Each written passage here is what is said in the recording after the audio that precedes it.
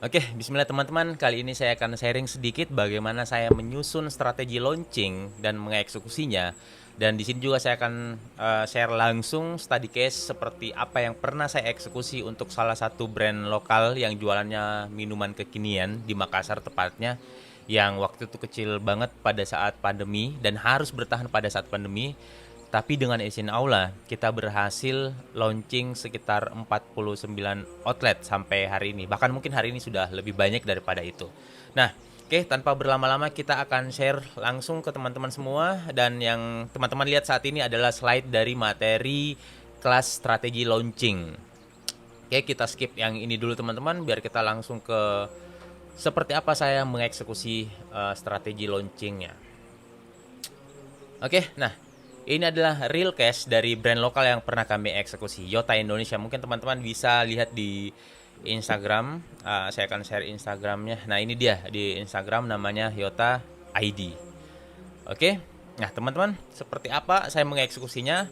Kita mulai dari sini dulu. Jadi saya dan tim waktu itu tidak langsung bikin iklan, bikin konten, apalagi posting konten di Instagram coming soon. Tidak seperti itu. Jadi di awal kita tentukan dulu apa goals yang mau kita capai pada saat launching, sebelum launching atau setelah launching, seperti itu. Nah, sebelum kita lanjut, kita akan menjelaskan tentang goals. Nah, di sini goals, kalau kita mungkin di Indonesia ditanya apa definisi goals yang sebenarnya, masing-masing kita akan punya jawaban yang mungkin berbeda. Mungkin akan ada yang bilang goals adalah visi, goals adalah tujuan, target, sasaran, dan lain sebagainya. Nah, biar kita di sini semua sama definisi tentang goalsnya. Jadi ini adalah definisi yang saya dapatkan waktu belajar sama Pak Armala di Human Plus. Oke, jadi goals adalah sasaran dan target, bukan atau, tapi sasaran dan target. Nah, jadi sasaran adalah pedoman umum atau sebuah arah yang menjelaskan tentang apa yang ingin dicapai perusahaan atau bisnis. Nah, ini dituliskan dalam bentuk narasi, bukan berupa nilai akhir. Nilai akhirnya nanti di target. Nah, jadi target adalah batas ketentuan yang ditetapkan untuk dicapai dari sebuah sasaran. Tidak berdiri sendiri, tapi berpasangan dengan sasaran, berupa angka dan ada satuan pengukurnya, ada KPI-nya dan lain sebagainya. Oke, kita lanjut. Nah, di sini contohnya kita buat sasaran dan targetnya. Nah, sasarannya adalah mau scale up dan akuisisi customer. Berarti kalau di sini mau scale up, berarti bisnisnya sudah jalan, mungkin sudah punya satu outlet dan beberapa outlet. Dan di sini kasusnya adalah untuk brand Yota tadi. Jadi goalsnya bukan memulai outlet pertama kedua, tapi scale up, mau membuat bisnis ini atau brand ini lebih besar lagi. Itu sasarannya satu. Dan sasaran yang keduanya adalah mau mengakuisisi customer, seperti itu. Nah, terus targetnya adalah scale up. Berapa scale up-nya? Ini yang kadang kita teman-teman UKM masih bingung kalau ditanya mau scale up, mau mengembangkan bisnis, ya berapa besar, berapa banyak, dan seperti apa? Seperti itu. Di sini adalah scale up. Targetnya adalah satu outlet setiap bulannya. Scale up satu outlet setiap bulannya. Dan akuisisi customer berapa banyak? 1.000 customer base. Oke? Nah, anggaplah saja di sini wilayah pertama yang akan dijadikan outlet adalah Kecamatan Panakukang. Kalau di Makassar ada satu pusat kota lah mungkin kalau di Makassar, Panakukang.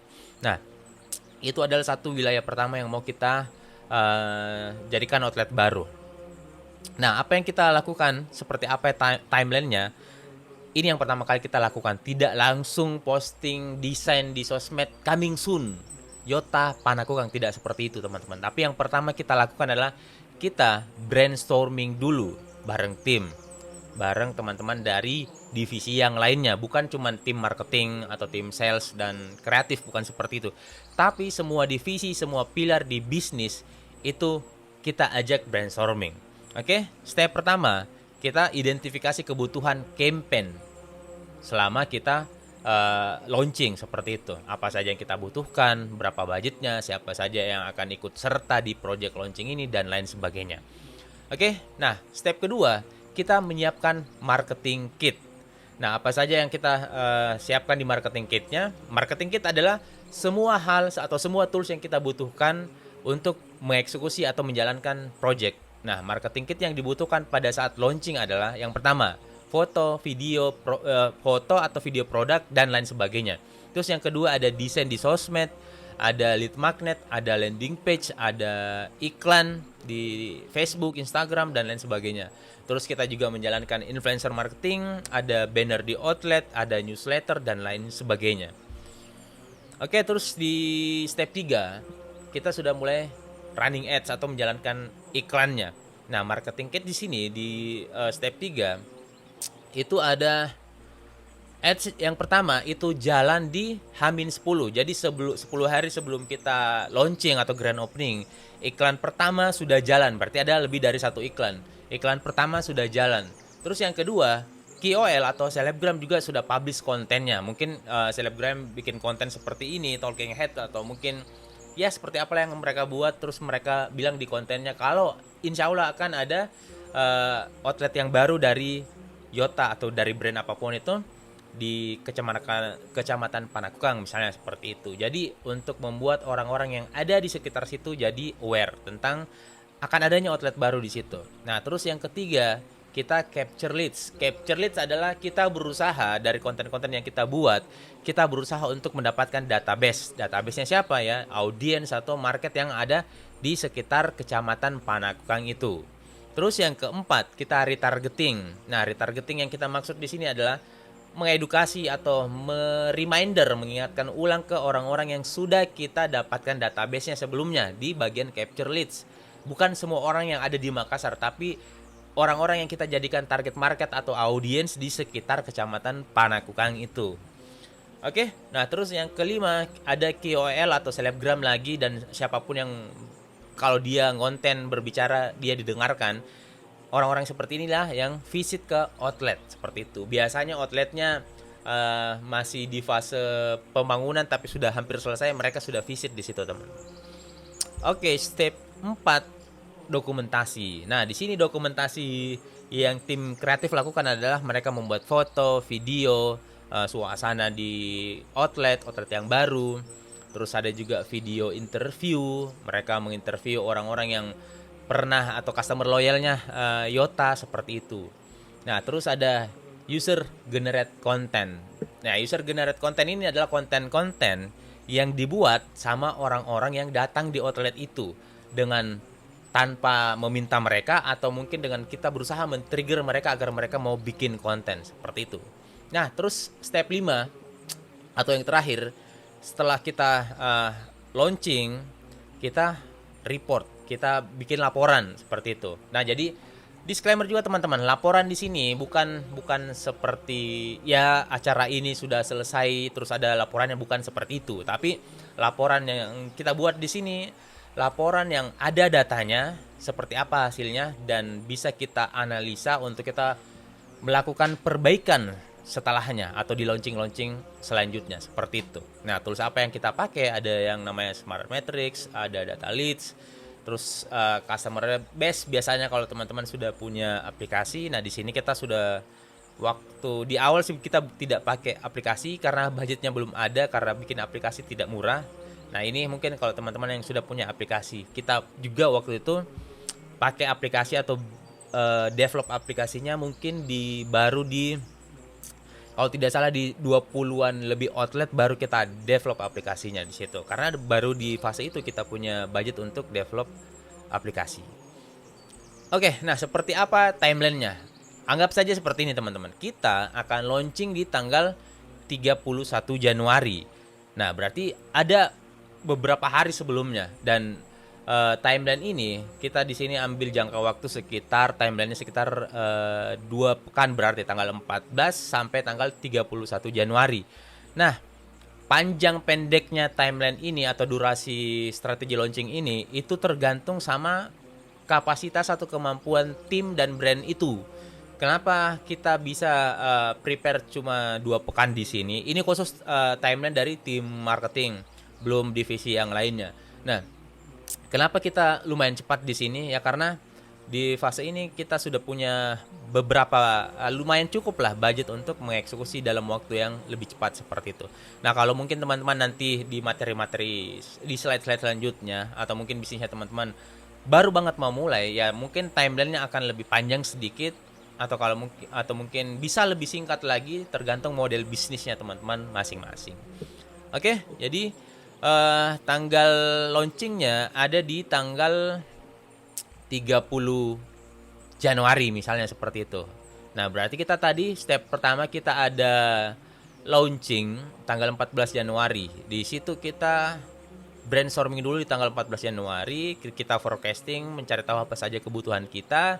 Terus besoknya tanggal 15 Januari kita buat foto dan video. Setelah jadi foto dan videonya, 2 hari setelahnya desainer dan yang editor yang lainnya itu ngedit foto dan video buat jadi bahan-bahan konten sebelum launching. Nah, terus tanggal 19 Januari, 2 hari setelahnya, kita sudah mulai capture leads, kita jalankan kita buat landing page, kita berusaha mendapatkan database dan lain sebagainya. Nah, terus tanggal 20 selebgram dan semisalnya itu juga sudah mulai mengumumkan mereka bikin konten. Nah, terus di tanggal 20 Januari kita jalankan iklan yang pertama dan ada email autoresponder. Jadi maksudnya seperti ini, orang yang kita dapat database-nya itu kena iklan lagi, selanjutnya kena iklan lagi, dan seterusnya seperti itu secara otomatis. Terus di tanggal 21 Januari kita reminder lagi mereka pakai newsletter. Ini adalah email yang terkirim secara otomatis ke orang-orang yang sudah memberikan database-nya ke kita, seperti itu. Terus tanggal 27 jalan lagi satu iklan kedua, ketiga, dan seterusnya. Ini ditargetkan dan cuma kena orang-orang yang kita dapatkan database-nya sebelumnya, atau yang pernah menonton atau menikmati konten-konten sebelum kita launching. Oke, terus tanggal 30 kita launching. Nah, di sini kita foto-foto lagi ambien, suasana outlet pada saat launching, keramaian dan misalnya interview dan lain sebagainya. Di sini selebgram datang lagi, KOL yang lainnya juga datang lagi, seperti itu.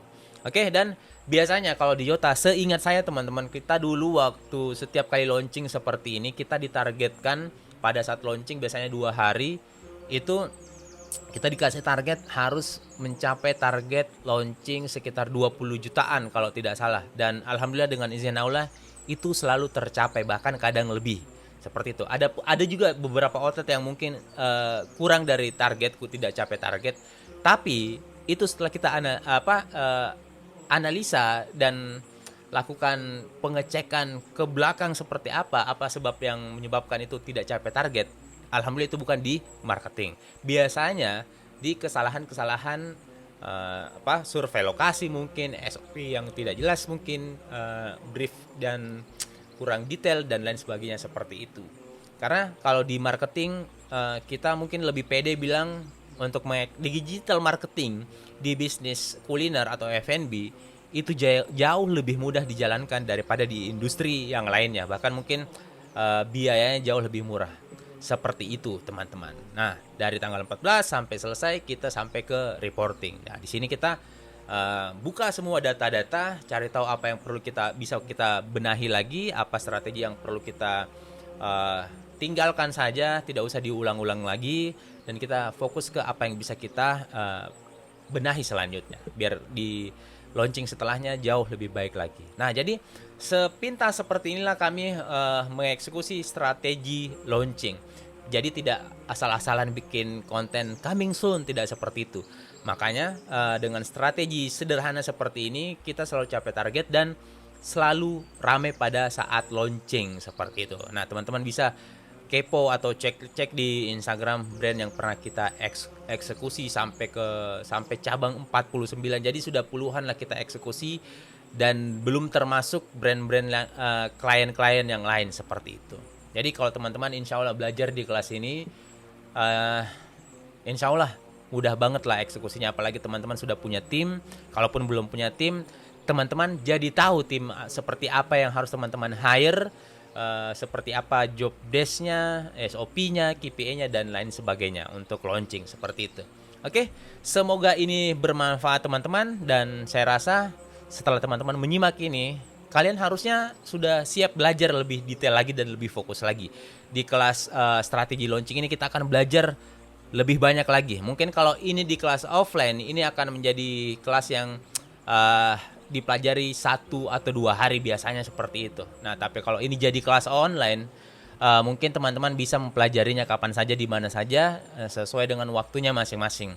Tapi mungkin di awal kelas ini akan menjadi kelas offline dulu, setelah itu akan menjadi kelas online. Tapi entah, nggak tahu kapan teman-teman, oke? Jadi masih sangat banyak, teman-teman bisa lihat di sini. Ini ada sekitar 123 halaman atau 123 slide yang akan teman-teman pelajari, belum ditambah slide-slide dari materi-materi yang lainnya. Insya Allah kalau teman-teman mempelajari materi yang ada di kelas ini, harusnya target sekitar 100 jutaan 1 bulan itu sangat-sangat masuk akal. Bahkan bagi kami yang pernah mengeksekusi strategi ini, angka segitu setiap bulannya untuk klien adalah angka yang sangat kecil. Serius teman-teman, oke? Jadi harapannya teman-teman bisa mengeksekusi strateginya lebih baik di bisnisnya masing-masing, oke? Sampai jumpa di kelas dan silahkan menabung untuk ikut belajar. Tapi harusnya ini bukan tabung, tidak perlu ditabung sih, karena investasinya sangat-sangat murah dibanding teman-teman harus menyiapkan lagi biaya yang besar untuk resiko-resiko kegagalan yang ada di depan sana. Kalau teman-teman tidak belajar, ya mending investasi sekarang biar tahu ilmunya. Seperti itu. Oke, assalamualaikum warahmatullahi wabarakatuh. Sampai jumpa di kelas strategi launching.